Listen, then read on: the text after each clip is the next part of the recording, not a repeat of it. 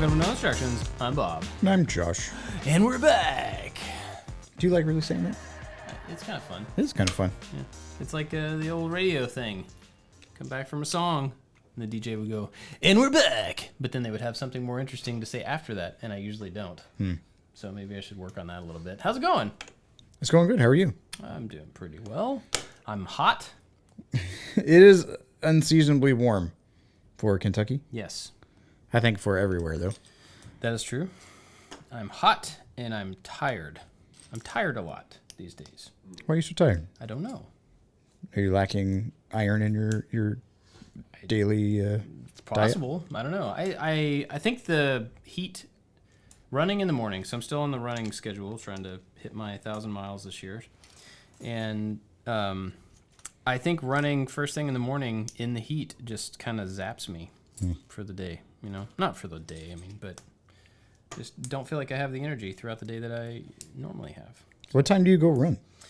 It depends. Usually 7:45, 8, something like that. Because the dog wakes me up at 6:45 every morning, like clockwork. It's kind of crazy. And I take her for a walk. And now that we have to contend with the buses, it's usually around, like, right at 7. And I remember the last couple mornings, I went, it's a little cool out here. This is kind of nice. And then the rest of the day is like 95. Yeah. And no wind. Yep. It's just kind of melty, sticky, gross.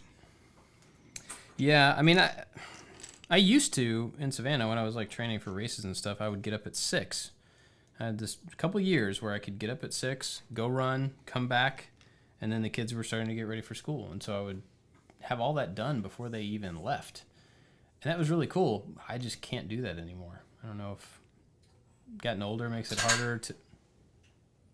Anthony dropped something. I don't know, like getting older has made it harder to get up in the morning, or I'm just lazy. Maybe it's that. That sounds like the more probable thing. But yeah, so now I get up as they're getting ready, because they're old enough that we don't have to get them ready anymore, right. Which is kind of cool but weird. And so I get up just to say bye to them, and then once they leave, then it's like quiet, and I do my stuff and then go for a run before work. But so how has it been for you and Jenny since all the kids are at school during the day? I know that you're down here a majority of the time, but what has she been doing with her time? She's been volunteering at, there's a wildlife refuge type. No, that's the wrong word for it. I don't know what you call it. There's this lady that has a really big farm and a nice house and stuff, and she just like takes in injured animals. Sounds like a wildlife refuge to me. I guess so, but it's like mostly rehabilitation, like a rehab kind facility? of. Do they let the animals go, or is it like they put them back out if they can. Some of them stay there. A zoo with just like broke animals? Yeah, pretty much.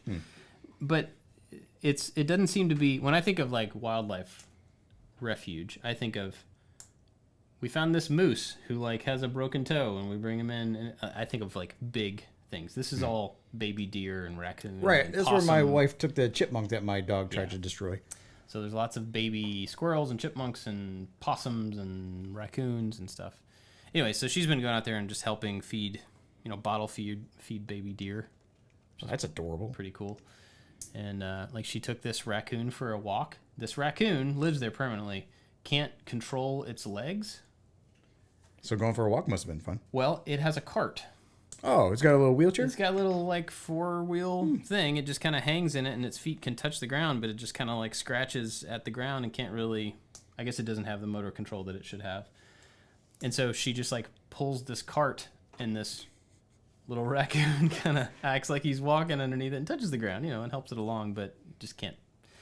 And anyway, so when they feed this raccoon, they have a little high chair that they put it in. Or it sits in somebody's lap, and they have to hold its arms down. I guess they're arms. They're all legs, whatever. It holds the top arms down because it has this involuntary arm movement thing, and it knocks its food over. Whoa. And so she has this picture of this person holding this raccoon with its arms down, and it's just like leaning forward, eating out of a bowl like a little kid. It's so weird, but they're taking care of these animals that can't take care of themselves. So she's been doing that some. And she ended up taking the kids out there on Saturday, and they all got to be climbed over by like 10 raccoons at the same time and feed animals and stuff. And That's a pretty cool experience as a kid. it is. I would imagine. Like, you see animals in movies and you see them outside, but rarely do you get to interact because they're skittish and they run off. Yeah. Or, I mean, there's the threat of them being rabid and you don't want Right. to interact Yeah. with them. Like I personally would never interact with a raccoon or a possum in the wild. My wife is not that way. She sees a raccoon who might be hurt. She's like, I'm going to go be friends with this thing and pick it up and take it to a place. Possums carry leprosy. Gross. Yeah. But yeah, they've gotten to, hold a couple of animals that they wouldn't, mess with in the wild for that same reason. And soccer season is about to start. Supposed to have started yesterday, but they canceled practice because it's too hot, That's smart. which means they'll probably cancel it all week because it's not going to get any cooler. But so last season in the spring? Yeah, it was spring. My wife was a assistant coach, an assistant coach. Correct my grammar there. She was an assistant coach for one team, which 2 of my kids were on, and then she ended up having to be a head coach for my youngest son's team. I remember talking to her about that. She was quite reluctant because Yes. she felt like she was underqualified. And then I told her that I think she needs to meet her expectations of what the city thinks as a, air quotes, qualified person. Yeah, I think it's a warm body. You're not a sex offender? Like, and you can stand? Yeah, warm body is kind of what they're I don't going think for. you need to stand. No, you could absolutely do it from a chair. So this year, sign them all up for soccer again, except for my oldest. He decided he didn't want to do it this year. And long story short, she is now the head coach of 2 teams Of course she is. and the assistant coach for 1 team. I think anybody that knows her is not surprised. Oh yeah, not at all. Yeah. And it's simply Well, because and I bet she signs up for snacks for all of the rest of the teams. she will absolutely pick up the slack for anything that is still there, and all the other parents should be picking up the slack. She does have a couple parents who have stepped up to like assist and to help out with practices because she can't even physically be in all the places she needs to be to make that happen at the same time. 2 of the practices overlap by 30 minutes and stuff like that. She just doesn't want anybody to miss out because, if they don't have enough people, don't have enough coaches, kids just don't get to play. I mean, there's just not enough adults to help.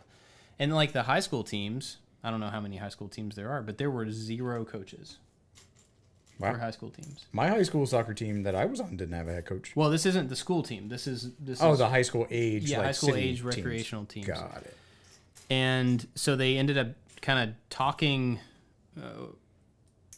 It's complicated, but the coach that she's assisting is a friend of ours. Our daughters are good friends and stuff. They talked him into becoming the high school coach for this one team, and to make that happen, he had to draft his 14-year-old son, who plays on the competitive league, back to the recreational league to be on this team. So now this kid's playing on 2 teams, and the dad is coaching, Wow. head coaching two or 3, I don't know, whatever. It's just crazy. Like, I totally get that not everybody's, I'm not a soccer coach. I couldn't do it. I don't know the game well enough. I don't know how to tell people to do better at stuff other than say do better at stuff. But it's amazing how many just empty spots there are in leadership around something that's, for the kids to teach them. I think a lot of parents just go into it not realizing how much need there is there. And so somebody like Jenny, she's like, I don't want anybody not to be able to play, so I'm just going to be the coach. I don't know how we're going to do it. She's going to do it. I'm chauffeuring people. That's my job. Every time I coached something, it was that. None of the parents thought that they were qualified enough to do it. When, again, the qualifications are almost nothing. Yeah. The older you get, you should know the sport so that the kids are not shortchanged. Yes. But for younger kids, like, you're trying to teach them to be kind to each other, to be good sportsmen, to be good members of a team, and to just run. Yeah.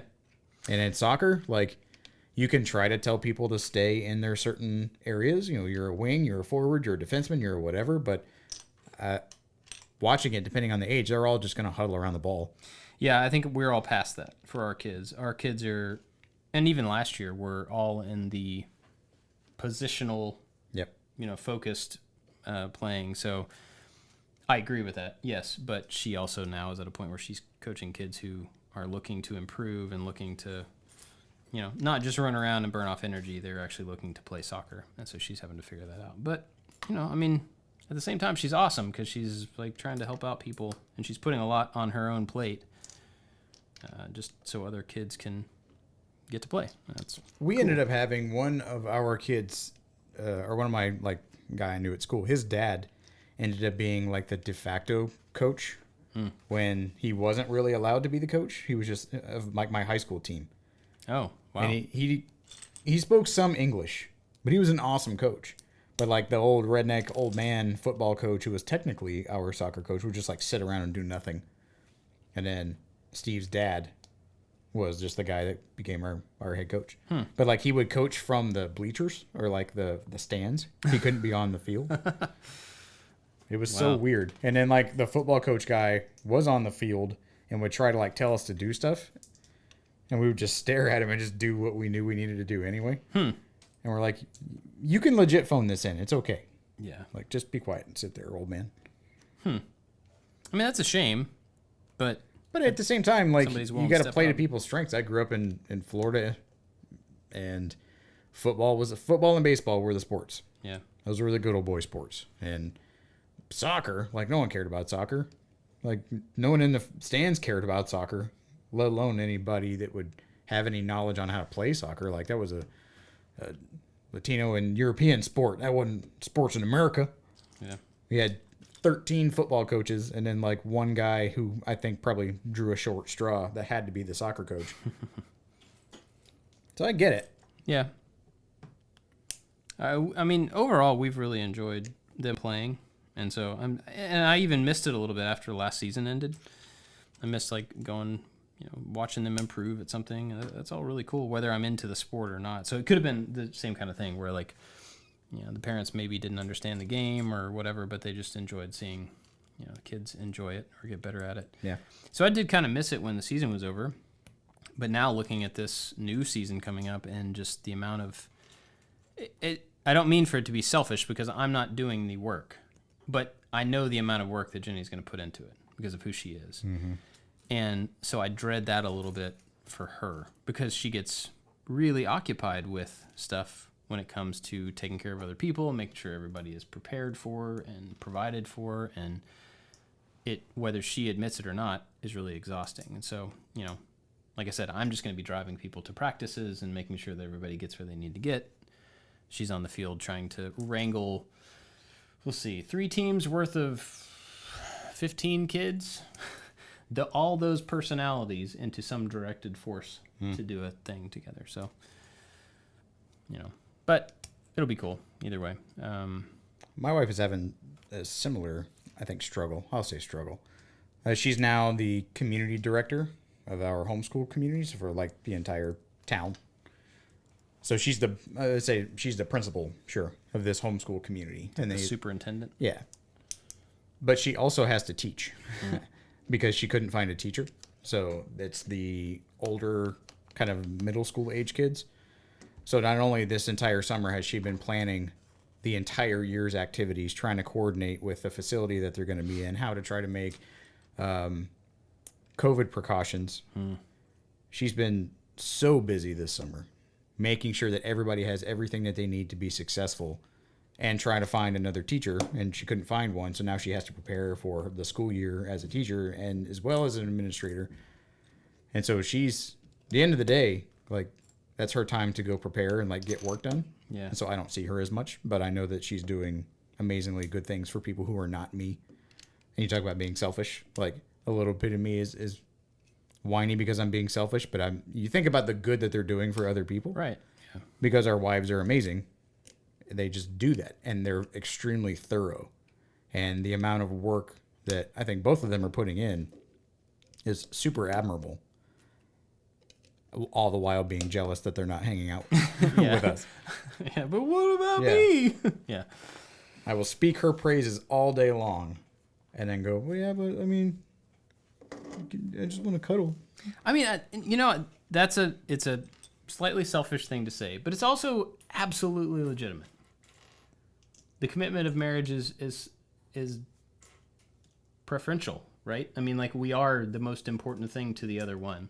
And that doesn't go away or whatever because they're busy. I'm not saying that in any way. It's just, it's like okay to feel that way, to feel I want to be with the person that I committed to be with. I want to spend as much time with them or in as many different ways. And, obviously you don't want to put yourself ahead of everybody else, but like feeling that on occasion, I don't think is a bad thing. I think it would be bad if you're like, you finally. didn't feel that way. Oh, she's busy. I can do whatever I want. Finally, no more cuddling. Yeah, that would be bad. Which is weird because now that, like, in the evenings, if she's down in the office doing things, I was like, it's my chance to, like, watch whatever show that, like, I knew she wouldn't watch. And we only have a little bit of time during the day to actually take in a show. Yep. What has been your go-to all by yourself show? I don't have one because everything I want to watch, I go, oh, yeah, but I don't want to watch it without her. She's going to end up want to watch it. And then, like when she was in Florida and I was home for a week, I'm like, sweet, same thing.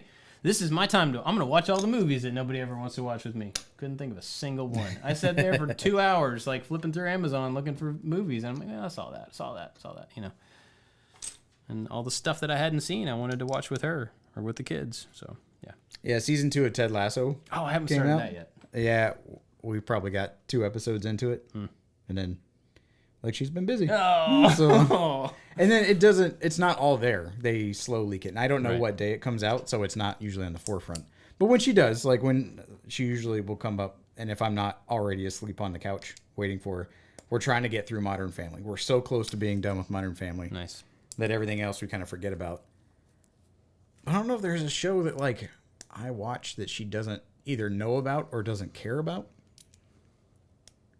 Well, there probably were some that I would watch without her, but we're not apart enough for me to start another show and keep up with it. You know what I mean? I kind of haven't. There's a show on Hulu about that white rapper that David talked about one time. Dave? I think it's called Dave. Yeah, it's called Dave. Yeah, I watched Dave. That's not a bad show. I mean, it's not a wholesome show, but it's a pretty good show. I don't think she's ever watched it. And I don't know if I finished it. Because I fall asleep. You fall asleep. Yeah, the dog comes and cuddles up next to me on the couch, and we wait there patiently for Mama to be done, and we're done. Yeah, I can imagine. But I am extremely proud of her. Yeah. And it sounds like a whiny husband thing because we're whiny husband. But when she was deciding whether or not she wanted to actually become the director of this homeschool group on top of teaching classes online to Chinese kids in the morning, like she's constantly busy and homeschooling our own 3 wild children. She was on the fence whether or not she wanted to do it. And I looked at her like, of course you're going to do it. Yeah. Like, you're the perfect person for it. You're going to constantly think about it. You have everyone's best intentions and their goals in mind. You lead with love. Like, what is it about it that you don't want to do? Because if it's the workload, like, you're always going to be busy. And so you're either going to constantly think about it or you can just do it and know that it's done right and know that it's done diligently. You can't get it out of your head, so you might as well just do it. Yeah. I think one of the things that, and I'm sure this is the case with Tiffany as well, one of the things about Jenny taking on new things like that, I'm always confident that she is competent. She's capable of doing all these things. Whether she thinks she's a good coach or not, she's going to be a good coach. But she also has a tendency to never let go of something that she has taken on responsibility for. So is Tiffany the same way, where because she's now the director and she has these responsibilities, would she, if someone came along who was capable of doing it at least as well, would she be a person who would be willing to let somebody else have it? Or is she just now going to feel responsible for that position and for that workload? Well, I think it may be a little bit different because she is the administrator, so it's her job to facilitate all of the things. But when there was an opening, because she couldn't find a teacher, she went, I'm going to have to do it. Rather than going to, like, imagine if she were the city soccer official going to Jenny and begging her, begging all the other parents to do it, and all the other parents kept saying no. That soccer official is not going to be the one to step up and coach the team. Right. She's the one that goes, well, we need a need. I can't find a need without using some tactics that other directors in other places were like, well, just tell them, like, if I can't find a thing, we're not having it. Boom. Yeah. and like make an ultimatum. She's like, no, I'm not going to do that. So she's just going to bite the bullet and make it happen. And that's something I've always loved about her, is that she, regardless of the task, like she's had so many weird jobs and weird little things that she has taken an interest in, and she's fantastic at all of them. And it's almost frustrating that she can just be good and diligent and honest and studious and all of those like employer words, regardless of what the task is, whether she has a passion for it or not. Like if her name is attached to it and it needs to get done, it's going to be done better than you think it's going to be. And when she's done, she can move on and she'll fill that void with something else that will just as equally get done above standard. And so with this thing now on her plate, like she's the boss lady. She has to get that done, or she has to figure out how to get it done. And she's very good at delegating and organizing, but ultimately she knows that it's on her. And I think she really likes that responsibility because she wants the place to succeed. And I guess the position to ensure that on average most things succeed is where she is, rather than her one little class or her one little whatever. She's now put at the head of it to make sure everybody succeeds. And that's what she thrives at. Like it's kind of insane. We should hire both of our wives so that they can just not do all that other stuff, and then we can hang out with him. That's interesting. Yeah, so that's what she's been doing, I guess. It's also, weird, back to the original question of the kids being gone to school. It's weird, it's quiet. Yeah. And being home for almost 2 years, year and a half, through the summer and through the school year, just, a certain level of noise is just always there. And then when they're gone in the morning, it's like real quiet. Gives me the little bits of, empty nest thoughts. I'm like, man, it's going to be like this all the time when they're all old enough and they leave. That's weird, but. Okay, this could be a fun topic. Okay. The thought of being empty nesters. Have you guys talked about that? Not really.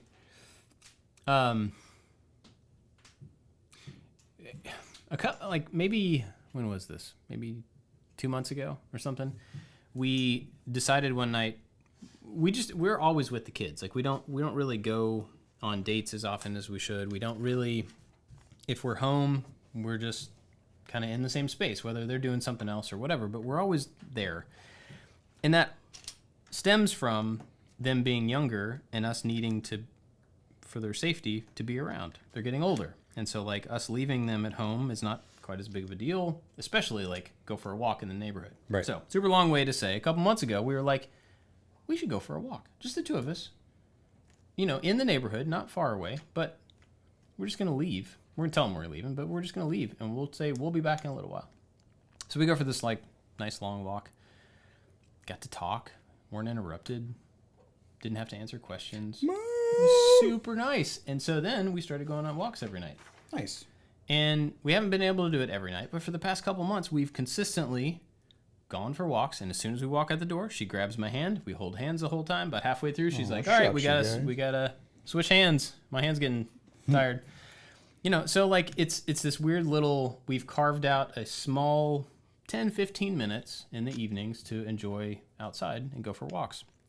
The thing that's weird about that, in regard to like the empty nest thing, is that I have thought while we've been walking, oh, like when the kids are gone, we can do this anytime we want to. And I'm like, not worth it.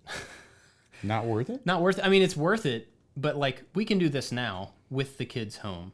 And then when I think about like looking forward to anything because the kids have moved out of the house, I'm like, no.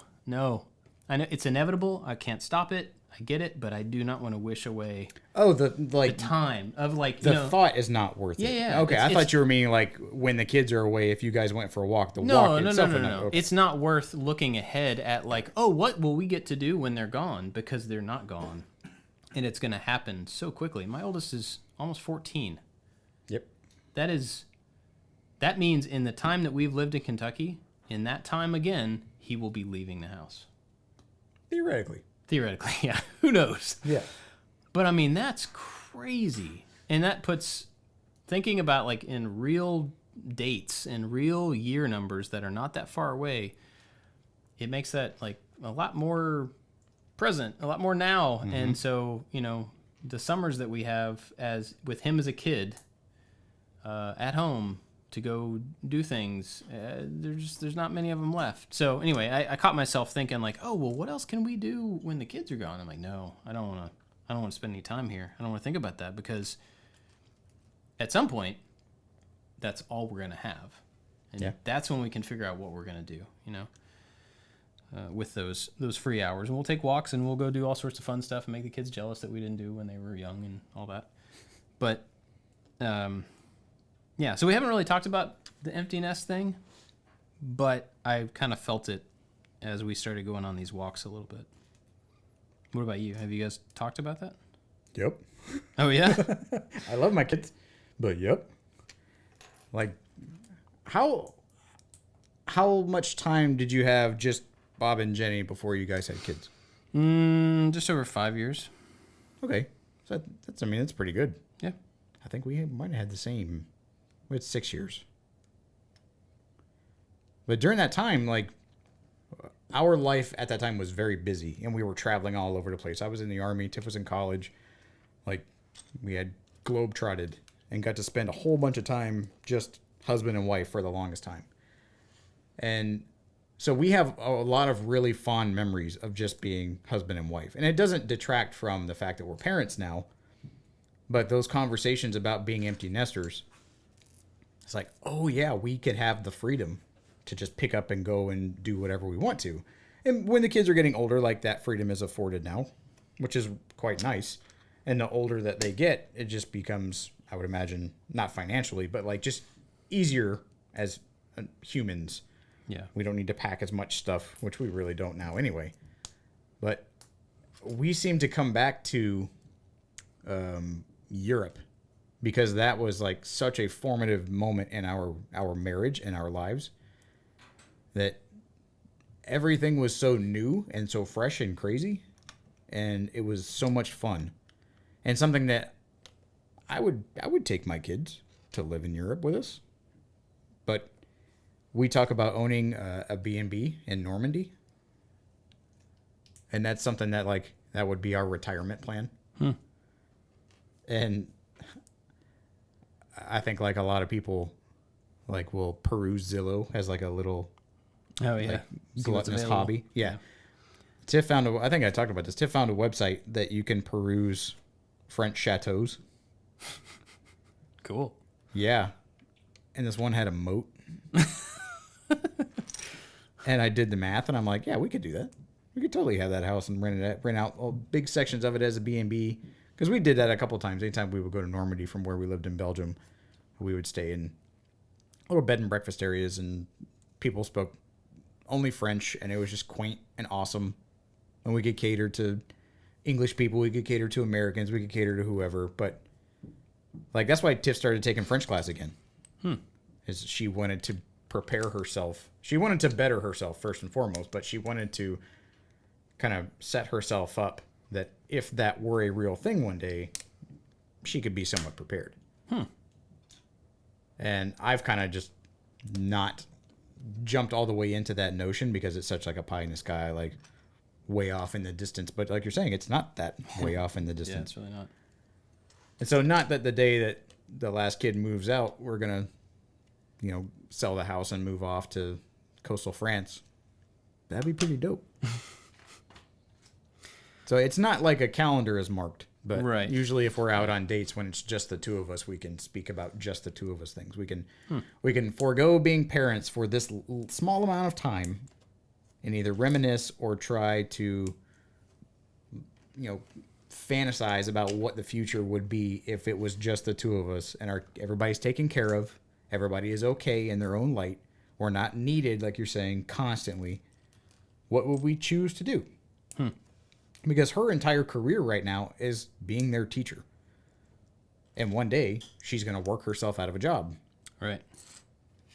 And like Jenny, I want her to fill her time with something meaningful. And I'm sure that she has zero problem doing that.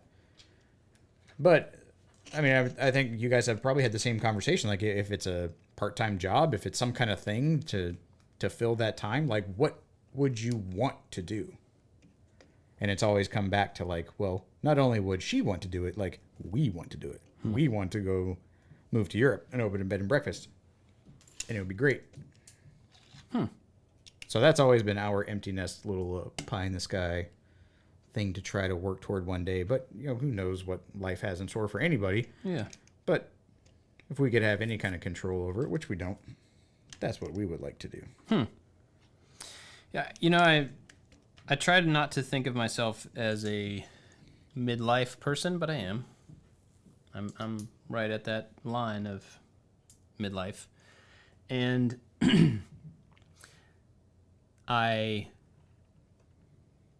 there's a weird spot, and we're not that different in age, you and I. Right. But I think just older enough than you that, and I could be completely off base here, that the midlife thing and the looking down the short end of the hallway instead of the long end of the hallway, like, it comes up more. And I try not to be, you know, pessimistic about like how many days we have left and how many years we have left with the kids or just in life in general and that type of thing. But it is always in the back of my mind. And I was talking to my daughter about this yesterday. She was saying, not that part of it, but she's busy, like we've talked about. She does all sorts of things. She's gymnastics, she plays soccer. She's like taking band and chorus this year, of course. Still getting 100s on everything at school. But she was saying how she wishes that there were more days of the week. And I was like, baby, you get that from me because I hate the fact that we have to sleep. It drives me crazy that we have to sleep. We should not have to sleep a third of our day. Like, the math there does not make sense.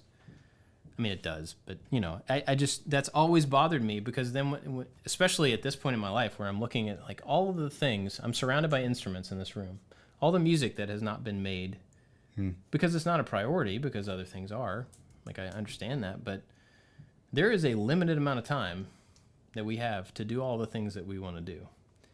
And that doesn't scare me, so I don't mean it like that, but it frustrates me that the list of things that I would love to try or accomplish or be good at or, you know, whatever. I mean, like going to Europe and living in Europe, that's never even crossed my mind. Not because I wouldn't want to, but just because it doesn't fit within, like, I've got this much left, whatever this is. Yeah. And, like, there's probably not going to be time for me to just pick up and move to another country in that time. It'd be awesome. But it's not one of the big priorities. So I'm, like, trying to cram in the Tetris blocks of my interest into the remaining amount of time that I have, which I don't even know what that time is. So it's, I don't know, it's a weird frustration. And so I don't think I'm having a midlife crisis. I don't think it's that. No. But I think it is some sort of, like, over the past maybe 5 or 6 years, realization of and frustration about the passing of time, you know. And I think when I think specifically about the kids and, like, looking at my oldest and, you know, saying 4 years, like, he's moving out. Like, my brother just took his oldest, to college. Yep. I'm like, that's right around the corner for us, and that seems so weird. You know, so I want to make the most of that time that I have with him, as well as the other ones, as well as Jenny and I going on as many walks as possible and doing the things that, you know, we want to do and letting her have the freedom to do the things that she wants to do and the time that we all have. And I don't know, it's just weird.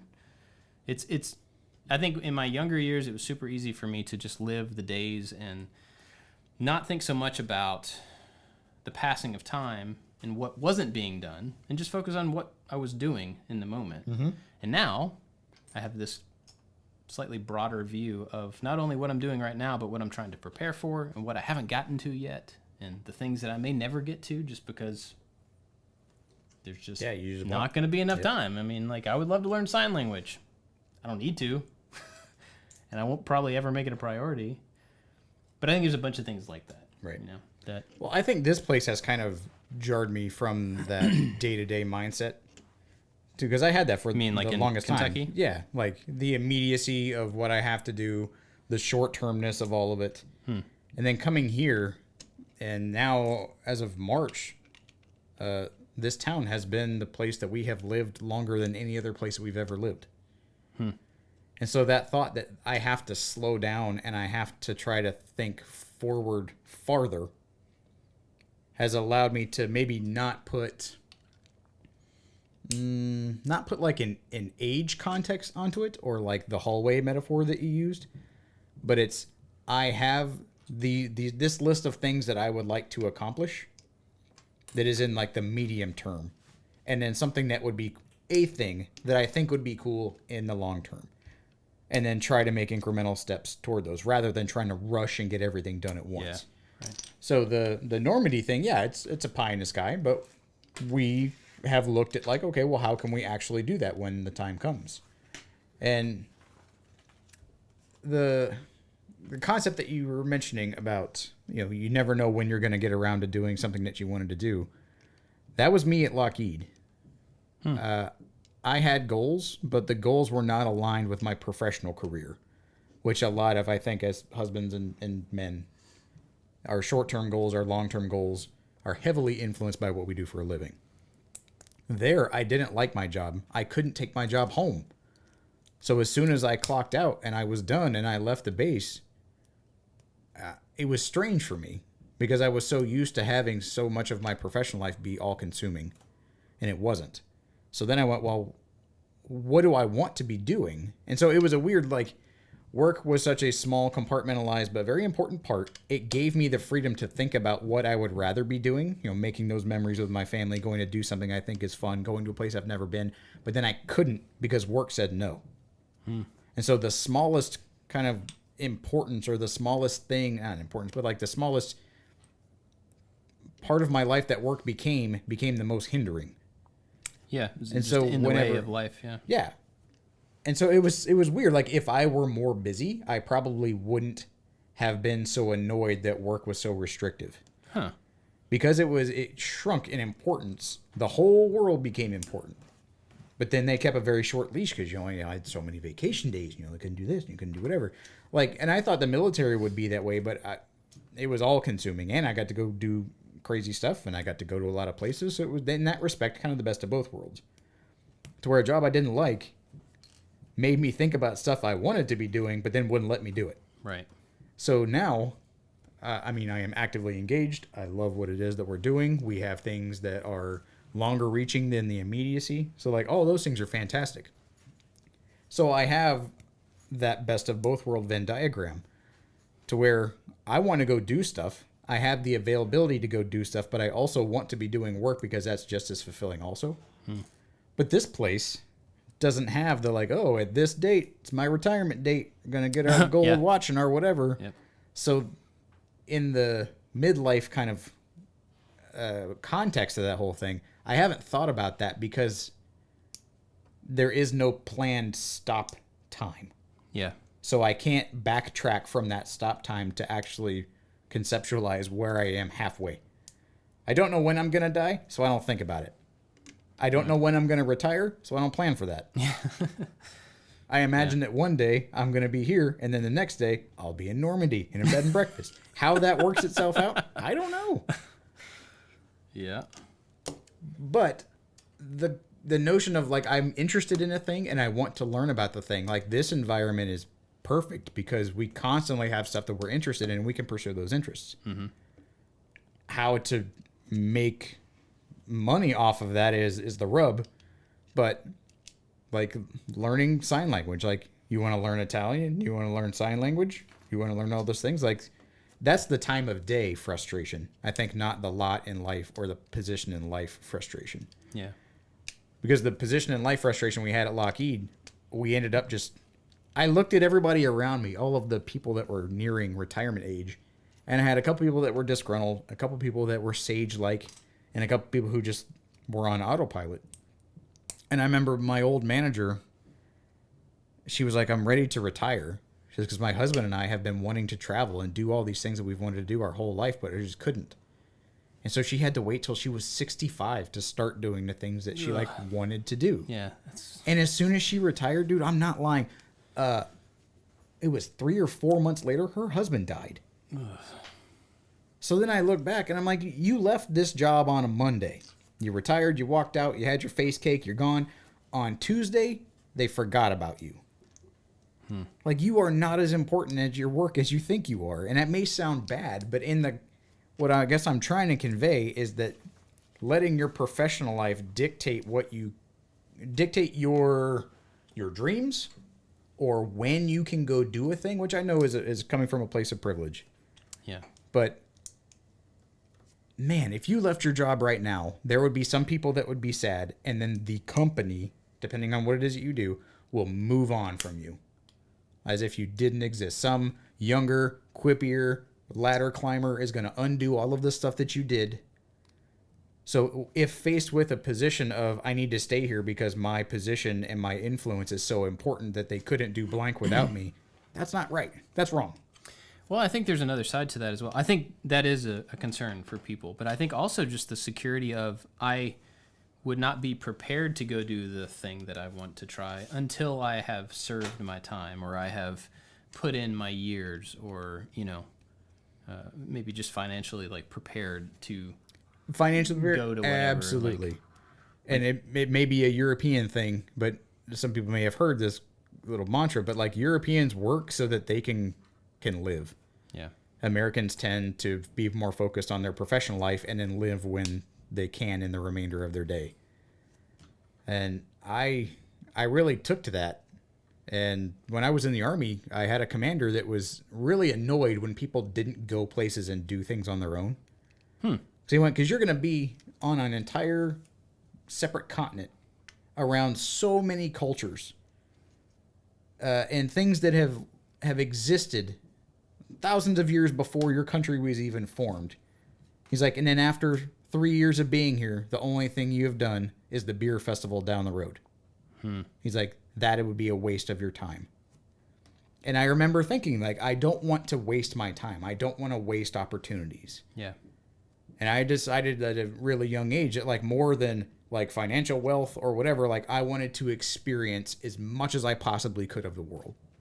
I would read about things. People would talk to me about the world in school. And I always wondered, how could you introduce a thing to me, teacher in the panhandle of Florida, and then never have gone there, just be completely okay with staying in the same town your entire life, eating at the same restaurants you've been in your entire life.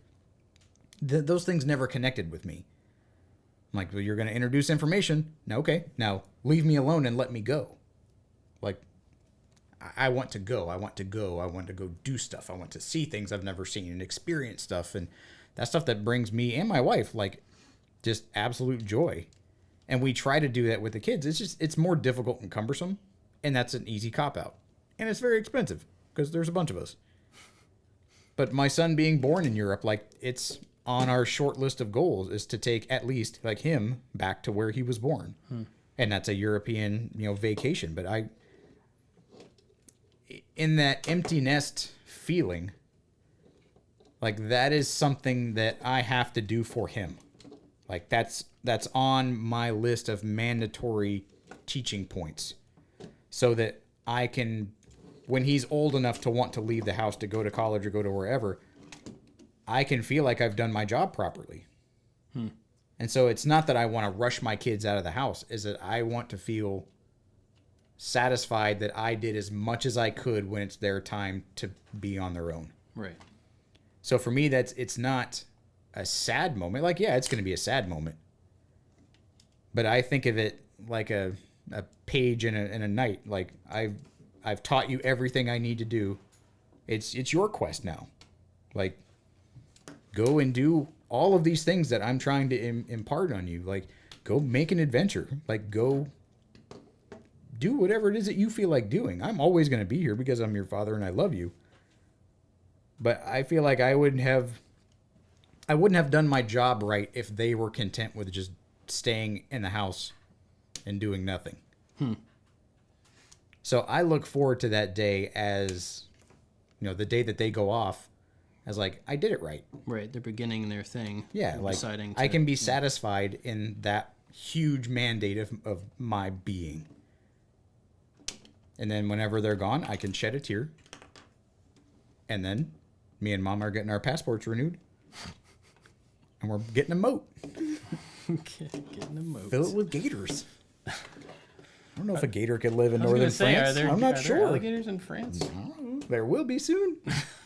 You're going to hear about it years from now in a documentary about this new invasive species brought over by some stupid American. Dumb American brought alligators to France.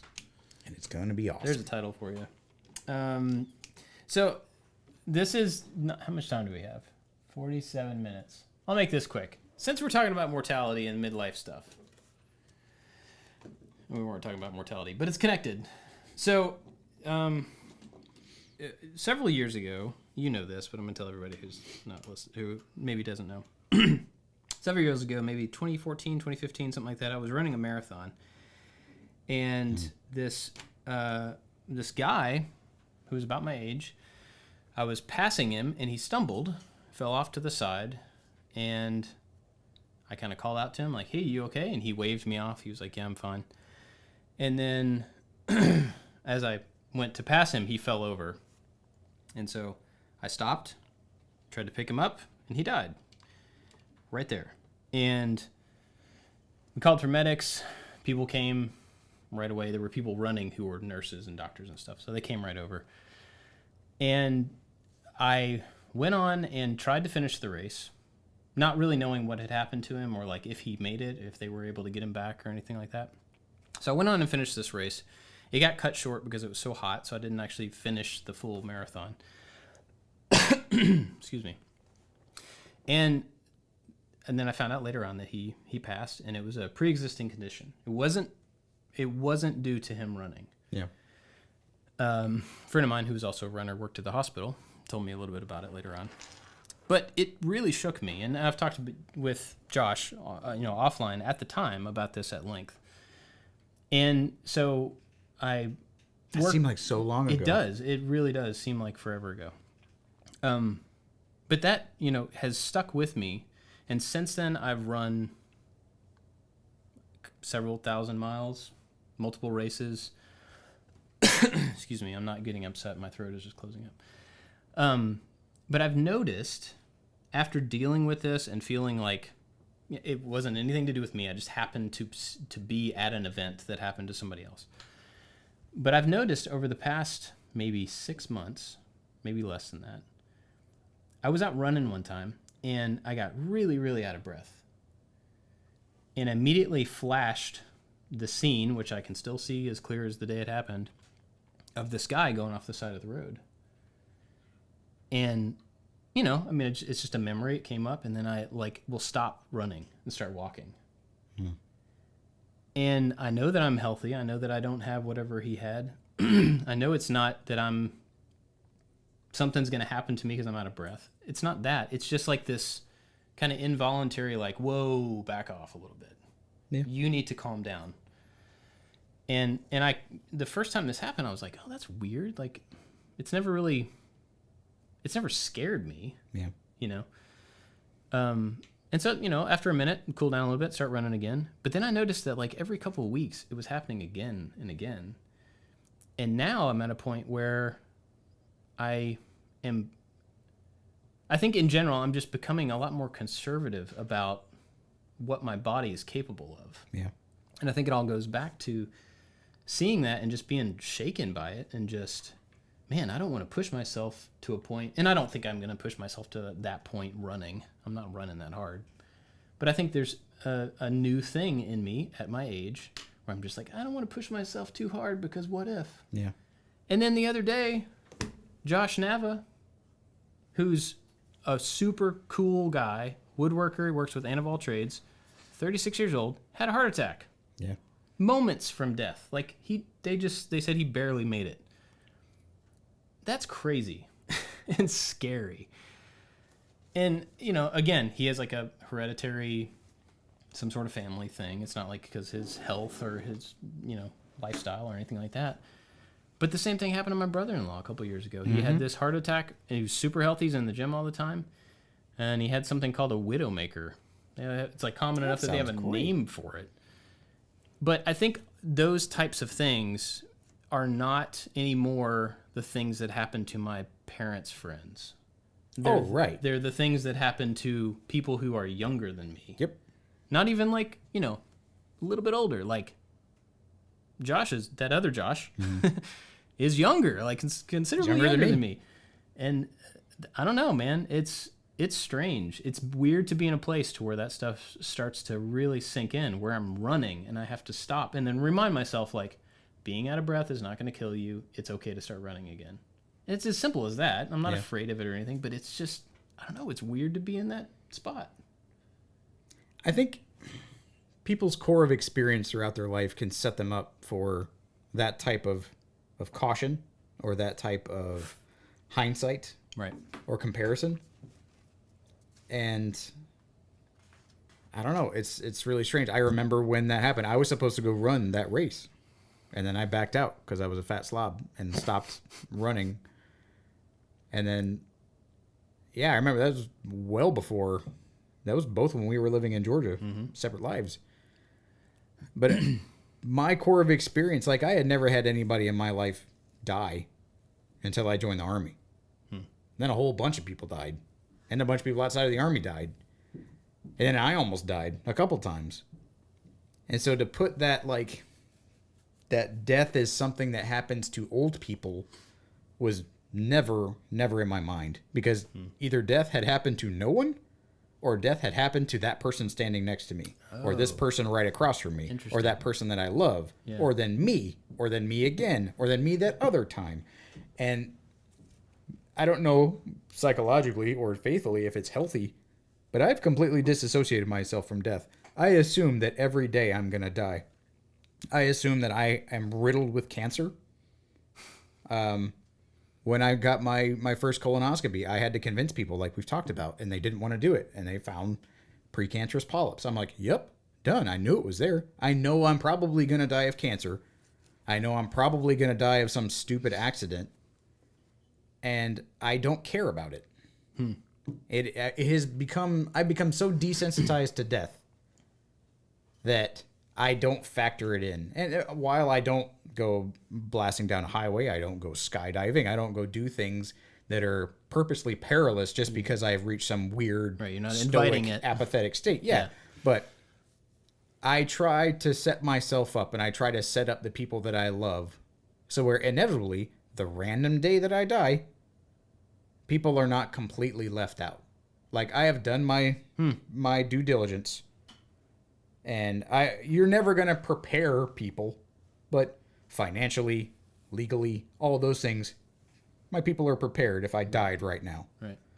I don't want to die, but I don't try to let that drive me. I don't have any kind of fear. I fear for my family, and I have that protective bubble around them because this is not something that they've had to face. So that stoic, apathetic feeling, man, I remember the day that it happened. I remember the day that I was sitting in a helicopter and we had a hard landing. We crashed. And I remember being angry. I remember praying in that moment that I'm like, this is it. This is the time. Out of all the times, this is the time where I'm going to die. I said my prayer of salvation, which I had already done, but I was so confused in my faith. I felt like I had to do it the moment that right before I died. And then I didn't. And then another time it happened where I didn't. And I'm like, I'm tired of all of this weight. So, like, I just don't care anymore. And again, probably just some unhealthy state.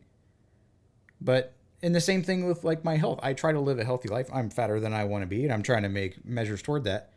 But I just don't care. I've got a lot of work to do. I've got a lot of things to do. I've got a lot of things to see and a lot of people to help or a lot of people to influence or whatever, that one day that's going to be over. Sure. I hope it's quick. And hopefully people will say nice things about me, but I won't be there to hear it. So, right. So who cares? Yeah, exactly. Who cares? John Stamos is supposed to be notified, so if that can happen, that'd be great. He's going to be very confused, but whatever. Man. It's the one thing I want. So, well, I think in my younger years, I was more afraid of death, and I don't think that's where I'm at now. So maybe I'm kind of getting towards what you're talking about in a way, but I think it goes back to the frustration of remaining years or whatever. Like, I think I'm just becoming more aware of my, what's the word? Fragility, Yeah. you know? And my mortality. I mean, eventually I'm going to run out. Right. And I think just, I'm at a point where I'm not seeing that, but I'm seeing that like, oh, yeah, that's like a legit, like I'm not 25 anymore and I'm not going to be that young anymore. And I'm not afraid of dying, but I'm irritated that it's down the road and I'm speeding towards it whenever it is, and there's stuff that's undone. And there are things that I'll never get to, and I'm going to like try to fit it all in. I'm going to work as hard as I can to get as much in, in that time, whatever that time is. So I'm not being defeatist about it, but it's just, I don't know, it's a weird realization. And I think with the running thing, it was more of just like the physical realization too. Yeah. And that was newer than the mental realization of it all. I don't know. And I didn't really have a point to any of that. It's just a thing it's new. Well, I think a point as a takeaway or a call to action for people who may feel the weight of their mortality is that I think that's all the more reason to stop and take stock in what you have and what you're thankful for, as well as trying to make that list of things that you've always wanted to do and that for whatever reason you haven't had a chance to do. Because, I mean, Lord willing, I don't get killed walking out of this house, but I've tried to prepare myself and live my life that I will have no regrets. Like, it was a big thing when I went to therapy for a while about people having a lot of hang-ups about their past. I'm like, I don't have any hang-ups about I mean, I did for a while and I got over those, but it was nothing that I could have done differently. All those things cumulatively have put me right where I am right now. I have learned from all those things. Some of them were sad, some of them were awesome. But I did as best I could. I've given myself grace. If I've messed up, I apologize. It was not on purpose. If I've done something great, it was equally probably not on purpose. So I can't try to like, oh man, I wish I would have. Right. If I really cared that much about it, then go do it. And that is from a place of like, I had to make that decision based on a bunch of scary stuff. And I actually did it. So it gave me the confidence to go like, oh, you can change your lot in life. You have to change a whole lot in life. And it's very scary. And you have to give up things and you have to make sacrifices. Yes. But you can make that change. Right. And so now I look back and I'm like, is there anything that I would want to change about if I died right now? Like, do I have unfinished Casper the Ghost stuff? I'm like, no. I'm good. My ledger is balanced. I'm going to miss people and they're going to be sad and I'm going to, be sad I'm not going to see things or whatever, but I have tried to set everything up in my life day to day that I'm satisfied with what I've done. I was at the daytime Emmys. In board shorts. I mean, come on. But like I don't know if it's, I think your stance on your mortality and the realization that certain things need to slow down or taking stock in what you still have left to do. I think that those are very healthy things, ultimately. Yeah. I think that it is a very prudent thing as a human being to realize that you are not Superman and that the world does not revolve around you or your health or your abilities. I think that realization is extremely healthy. I have been broken in those weird ways where like the death part is not the limiting factor. I just don't care. And I'm sure, I mean, we could sit around with a pastor and some people and dissect that, I'm sure, on some weird levels. But next year, I want to go to Iceland. I've never been to Iceland. I want to do it. So I'm going to put a date on the calendar and I'm going to work toward it and I'm going to go because it's something I've always wanted to do. And I don't know when I'm ever going to get the chance to do it unless I force myself to do it. So I want to go. I want to do it. And I want to take my wife with me. And I don't want to take my children. I love you, but no. Do you have a list? And I started this list last year one time. Do you have a list of things that you want to do in life? No. So I never did because like I always just have tons floating in my head. Just tons of things that I need to do this week, things that I need to do today, things I didn't do yesterday, whatever.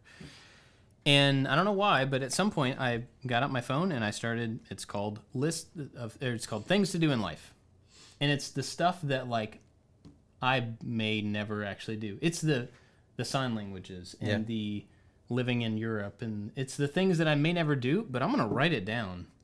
And then if looking into my future, if I can find a way to make those things happen, at least they're not forgotten because I got old and I forgot that I wanted to go to wherever, whatever. And it's been really cool. Like a few months ago, I went back and I looked at the list and I'm like, yeah, I still want those things. I haven't done any of them. I may not, but it's kind of cool to see like a list of stuff. Italian was on there I started learning Italian because it was on there. That was before I actually wrote the list down. This is the thing I always wanted to do. The Carmagia, a thing I've always wanted.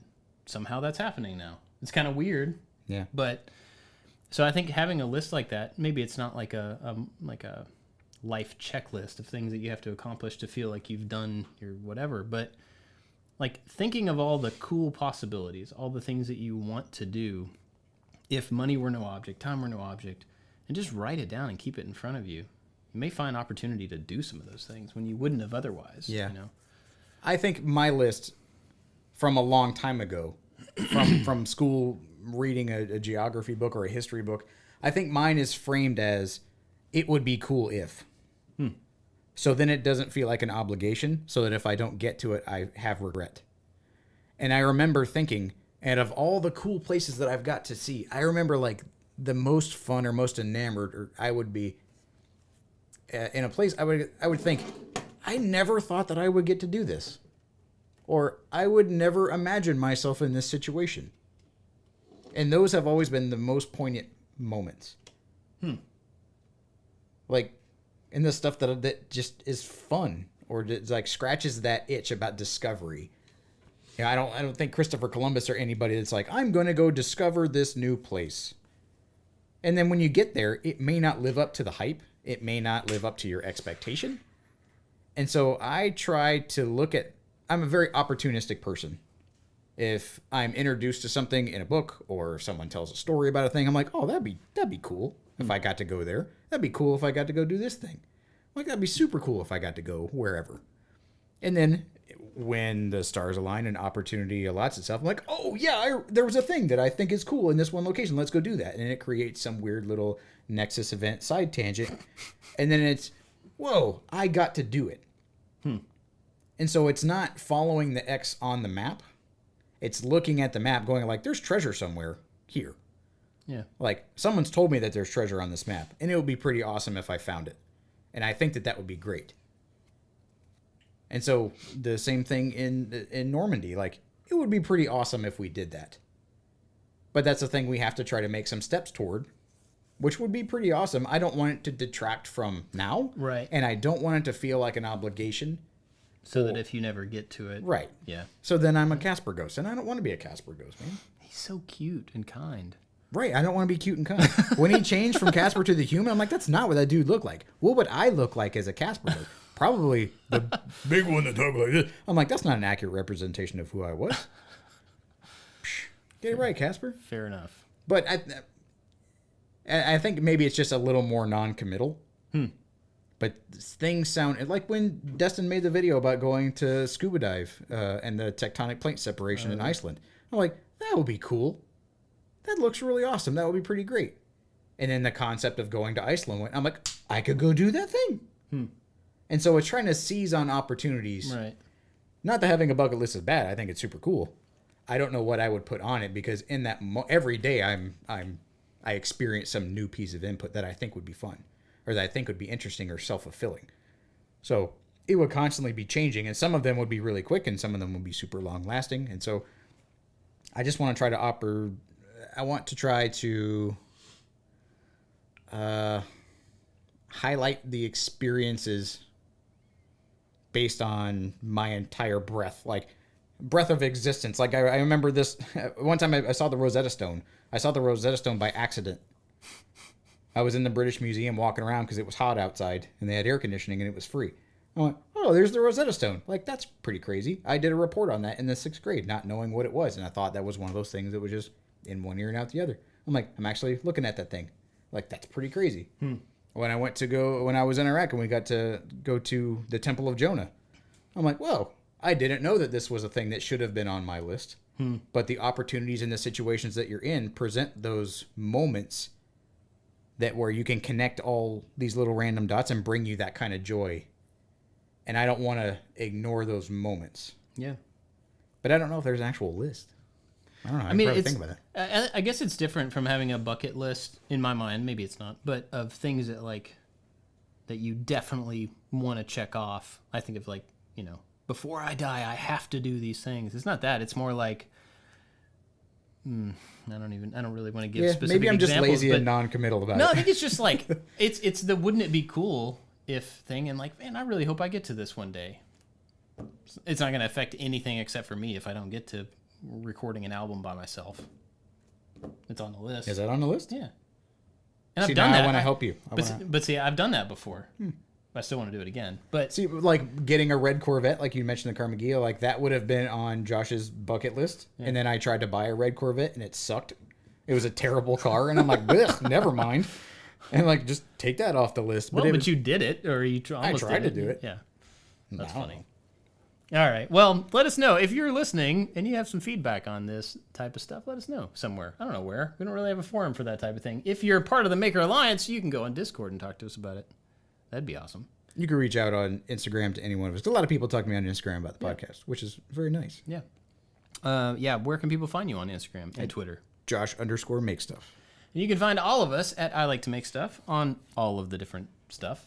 Somebody the other day, I don't remember where it was, they left a comment that said, it's I Like to Make Stuff on all the stuff except for Twitter, where there's only one F. Like, that was just the comment. Or stamps.com, where it's I Like to Make Stew. I like to make stew. I mean, stew is pretty good. Thick soup. Yeah. Anyway, thanks for listening to us ramble about midlife crises, or whatever it was we were talking about. Maybe next time we'll talk about some like nerdy Marvel stuff or something. Spider-Man trailer came out. That's true. Go watch it. We'll talk about it next time. Thanks for listening, everybody. See ya. Bye-bye.